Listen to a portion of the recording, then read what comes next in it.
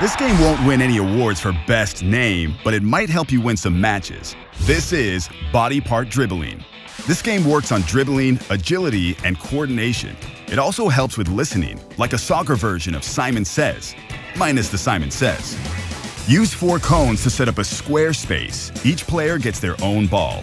Here's how it looks. Players dribble around the space while you call out body parts for them to touch to the ball as quickly as they can. Belly! You gotta go quick! Love it.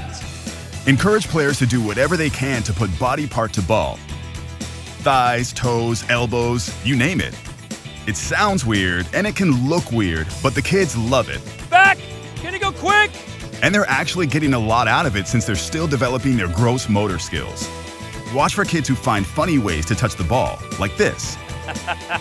You can also call out fun combinations like back, then belly, then back. You might not be able to do that anymore, but they can.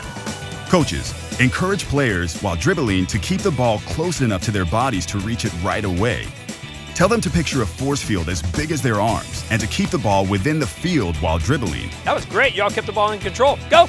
Remember, force field of control, quick touches to the ball, embrace creativity. Get your back into it, and your head, shoulders, knees, and toes, too.